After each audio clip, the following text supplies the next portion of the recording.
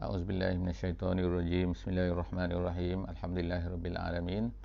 Wassalatu wassalamu ala asyrafil anbiya'i wal mursalin wa ala alihi wa sahbihi ajma'in. Rabbi shrah li sadri wa yassir li amri wahlul 'uqdatam min lisani yafqahu qawli. Subhanaka la ilma lana illa ma 'allamtana innaka antal alimul hakim. Wala haula wala quwwata illa billahil aliyyil azim. Alhamdulillah, bersyukur pada Allah Subhanahu Wa Taala, salawat dan salam kepada Nabi kita Nabi Muhammad sallallahu alaihi wasallam. Pada pagi ini insya-Allah kita akan sama-sama membaca sekali lagi tafsir ringkas daripada muka surat 357 insya-Allah. Pembacaan kita pada kali ini insya-Allah daripada ayat 54, bermula daripada ayat 54 surah An-Nur insya-Allah. Allah Subhanahu Wa Taala berfirman bermula daripada ayat 54 ini ialah a'udzubillahi minasyaitonirrajim. Bismillahirrahmanirrahim. Qul atii'ullaha wa atii'ur rasul. Fa in tawallaw fa innama 'alaihi ma hummil. 'Alaihi ma hummila wa 'alaikum ma hummiltum. Wa in tuti'uhu tahtadu wa ma 'alal rasuli illa al balaghul mubin. Jadi alhamdulillah itu adalah ayat yang pertama daripada muka surat ini.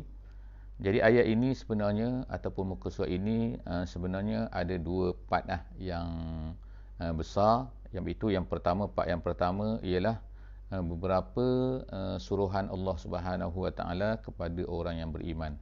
Kalau sebelum daripada ni kita telah melihat iaitu beberapa ayat tentang perangai-perangai ataupun sifat-sifat orang-orang munafik. Jadi dalam muka surat ini juga Allah Subhanahu Wa Taala ada menyebut tentang orang munafik, tetapi sebelum daripada tu Allah Subhanahu Wa Taala telah menceritakan tentang perkara-perkara yang diminta daripada orang beriman untuk melakukannya. Iaitu ialah yang pertama di sini ialah Allah Subhanahu Wa Taala berkata, ya Muhammad, katakan ya Muhammad, kul atiullah, katalah kepada orang-orang yang beriman ini ataupun kepada manusia lah iaitu atiullah, taatlah kepada Allah, taatlah kepada Rasul. Fa in tawallaw, kalau sekiranya kamu berpaling maknanya berpaling engkar, tidak mahu, fa innama alaihi ma hummil. Jadi ayat ini adalah mungkin boleh jadi kepada orang beriman seluruhnya ataupun boleh jadi kepada manusia seluruhnya, ataupun mungkin juga boleh juga dikatakan bahawa diminta Nabi SAW ini berkata kepada orang-orang munafik itu, iaitu pokoknya dalam sini yang pertama ialah taatlah kepada Allah, taatlah kepada Rasul, dan kemudian fa in tawallaw, kalau kamu semua berpaling, tak kiralah siapa berpaling, dan khususnya kalau orang munafik lah berpaling, fa innama alaihi ma hummil.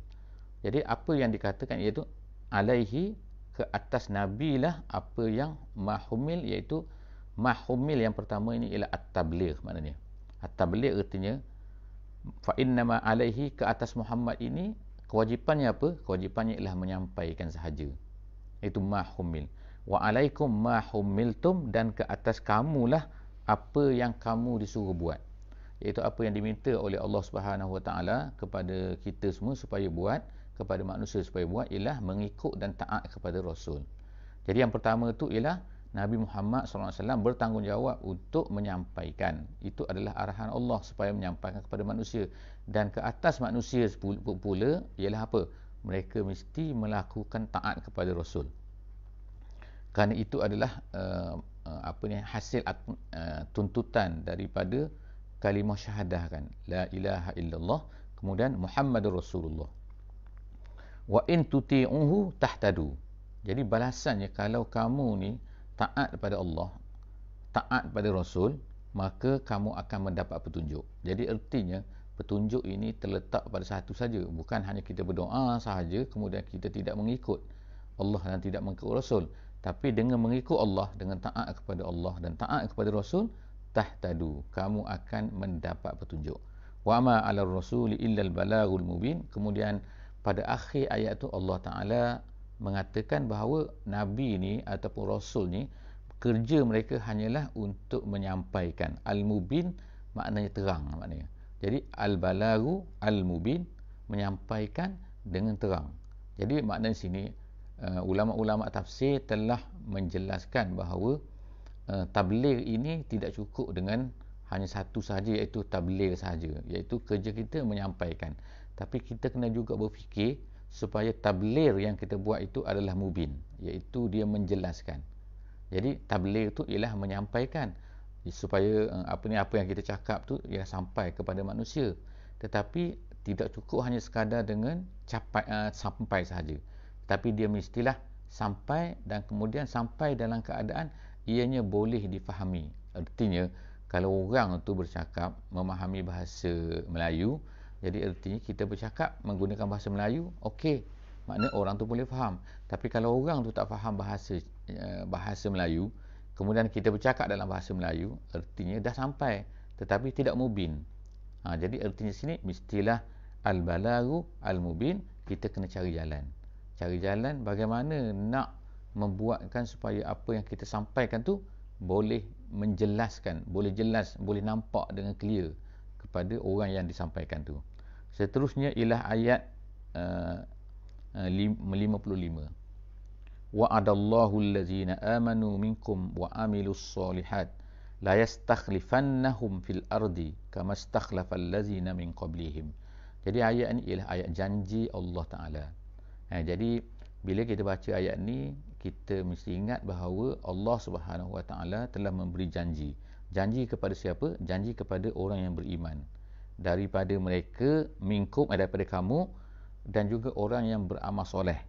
Jadi ada dua perkara kat sini yang mesti dibuat oleh orang yang nak capai janji Allah ini. Maknanya kepada Nabi SAW dulu, mereka apabila mereka dapat ayat ni, mereka ternyatakan 13 tahun Nabi dan juga para sahabat tu berada di Mekah dalam keadaan susah, dalam keadaan tertekan dan sebagainya.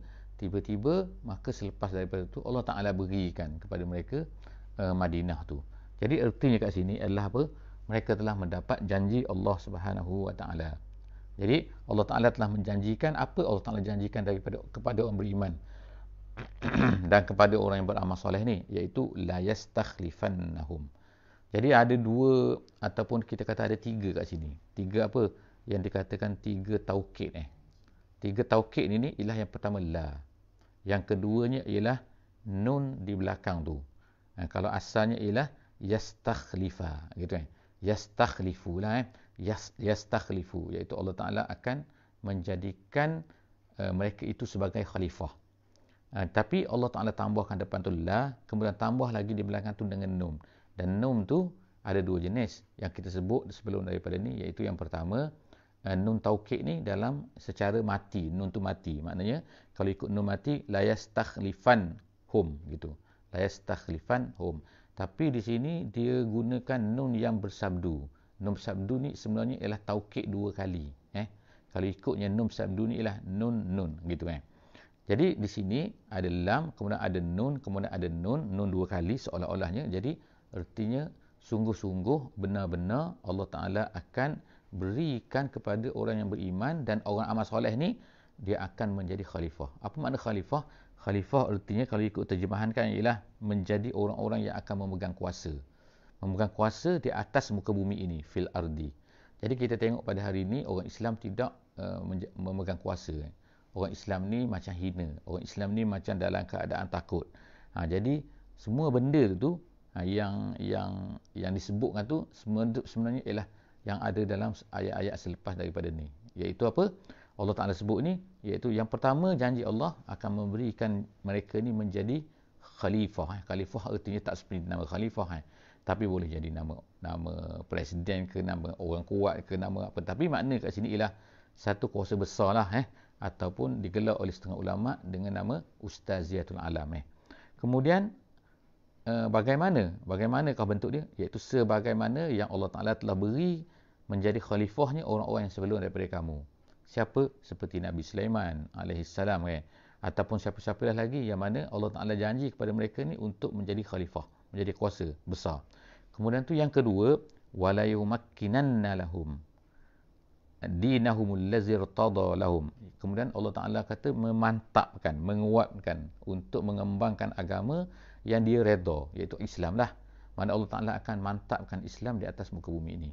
Jadi kalau kita tengok sekarang ni, khalifah ataupun kekuasaan Islam tu yang benar-benar belum ada. Yang kedua, tidak terkembangnya Islam tu kan. Islam tu tidak berkembang dengan sungguh-sungguh dan tidak mantap sungguh-sungguh. Kemudian yang ketiga yang disebut kat sini, wala yubaddilannahum min ba'di khaufihim amna. Allah Ta'ala akan gantikan min ba'di khaufihim, selepas daripada takutnya mereka itu, supaya menjadi aman.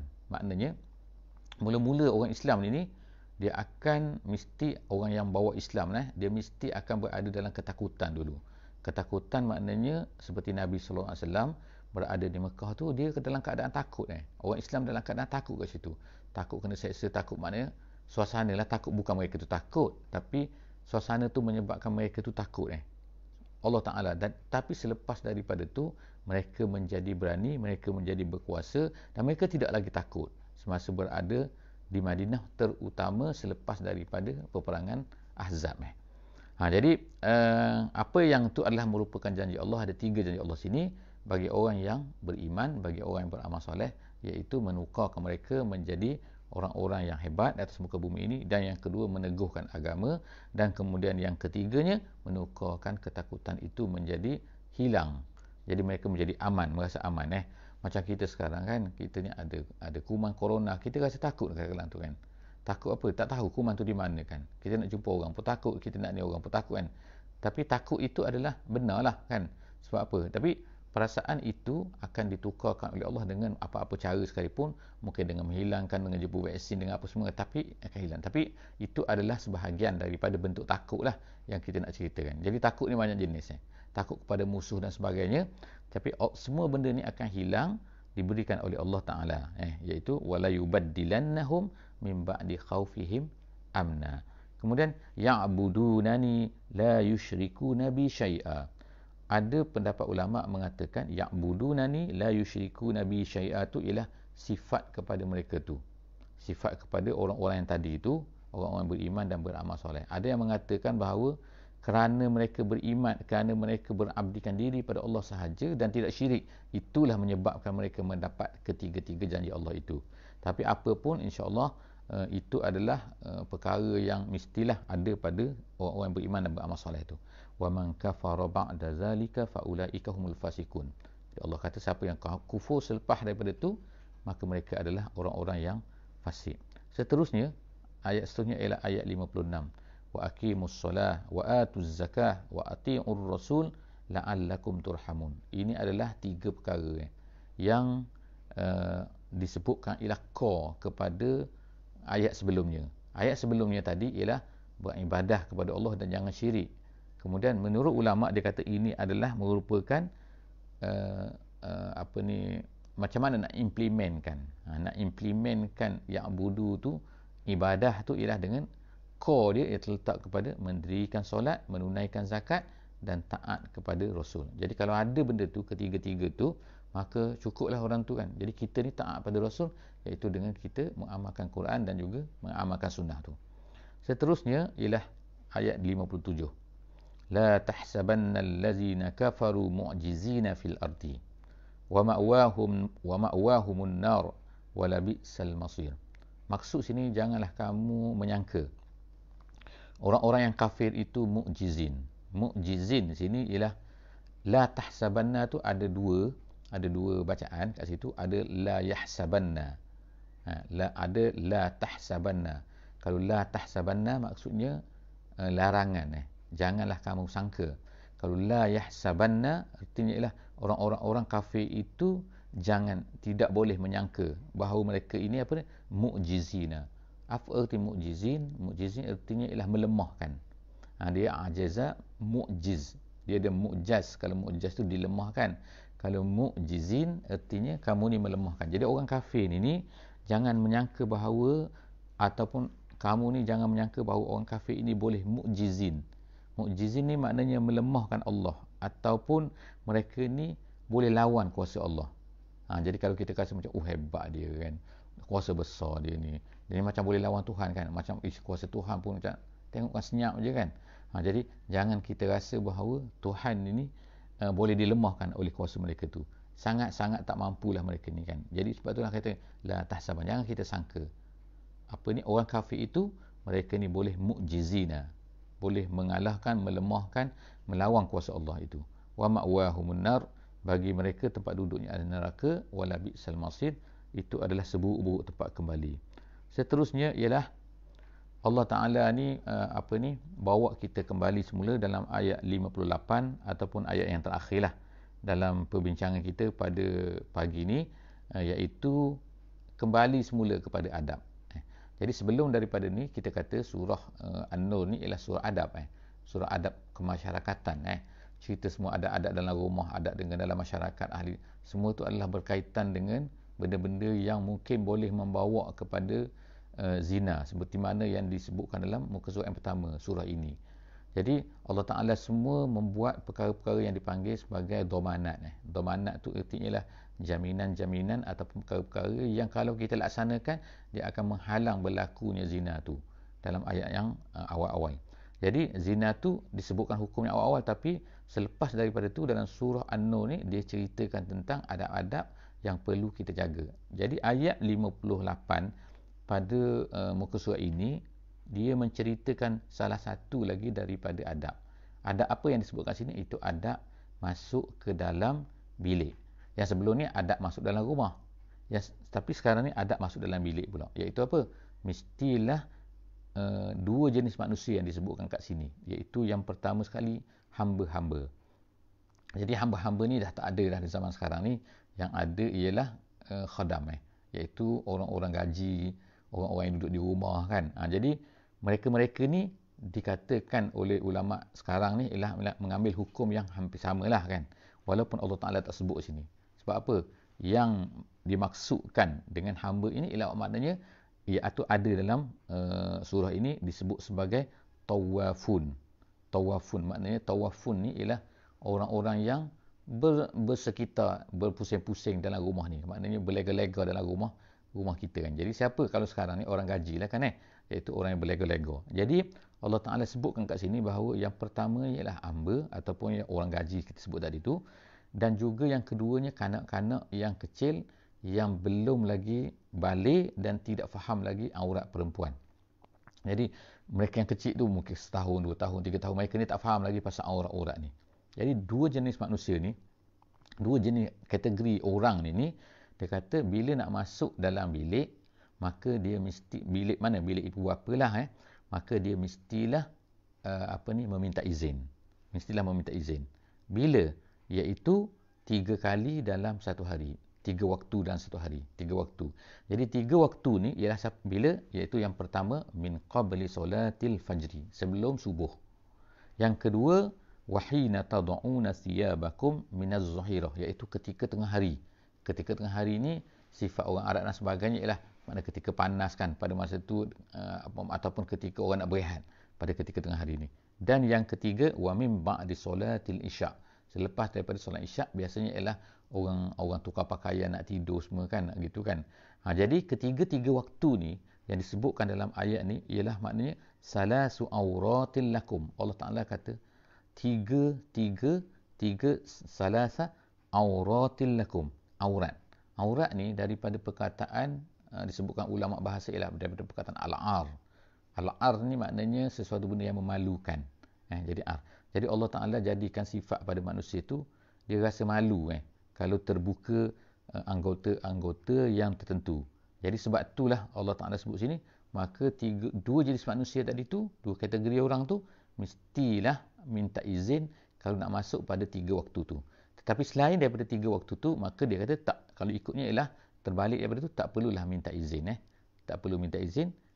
Berapa jenis? Dua jenis orang tu.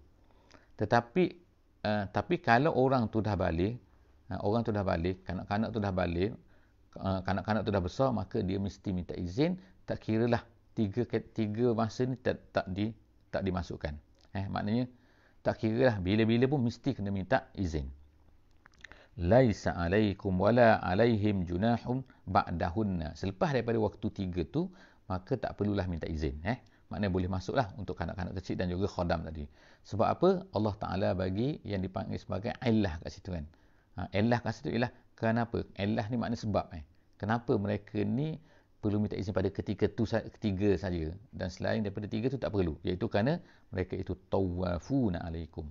Tawafu maknanya berjalan ulang-alik, masuk keluar kan, itu berpusing-pusing lah, itu tawafun. Kan kita kata tawaf, tawaf tu ialah orang yang berpusing Kaabah tu kan, tawaf. Jadi tawafun ialah orang berpusing-pusing tu. Dan dalam satu lagi hadis yang disebutkan tentang kucing, Nabi SAW sebut tentang kucing ni ialah dia tidak seperti binatang-binatang yang anjing dan sebagainya tu kan, tuan. Jadi sebab apa Nabi kata? Sebab dia ni adalah tawafun wa tawafat. Dia binatang jinak, dia berpusing-pusing pada manusia. Kadzalika yubayyinullahu lakumul ayat. Begitulah Allah Taala telah yubayyin, menjelaskan bagi kamu ayat-ayatnya. Wallahu alimun hakim. Dan Allah itu maha alim dan juga maha hakim. Jadi yang terakhir ni dalam ayat ni, kadzalika yubayyinullahu lakum, begitulah Allah Ta'ala menjelaskan, menjelaskan bagi kamu semua ayat-ayatnya. Jadi terdapat ahli tafsir yang telah menjelaskan benda ni. Salah satu daripada keindahan surah An-Nur ni ialah ada 9 kali yubayyin ni, yubayyin ataupun bayyinat dan sebagainya, iaitu penjelasan. Sebab apa? Jadi dia kaitkan penjelasan ni, perkataan penjelasan ni dengan perkataan An-Nur. Nur tu maknanya cahaya. Cahaya tu maknanya ialah menjelaskan. Bila kita ada cahaya, kita akan nampak. Jadi yubayyin itu ada 9 kali dalam surah An-Nur ni. Banyak maknanya. Walaupun surah ini adalah pendek, tapi maknanya dia ada kaitan, dia ada tu dari segi hikmahnya dengan nama An-Nur tu. An-Nur tu ialah yang mencerahkan, yang menjelaskan. Jadi setakat itu saja untuk pagi ini. Aku qauli hadza wa astaghfirullahal azim li wa lakum. Yang baik itu daripada Allah, yang kurang itu daripada saya. Wassalamualaikum warahmatullahi wabarakatuh. Subhanakallahumma wa bihamdik, nasyhadu an la ilaha illa anta, nastaghfiruka wa natubu ilaik. Bismillahirrahmanirrahim. Wal 'asri innal insana lafi khusr illa allazina amanu wa 'amilus solihat wa tawasaw bil haqqi wa tawasaw bis sabr.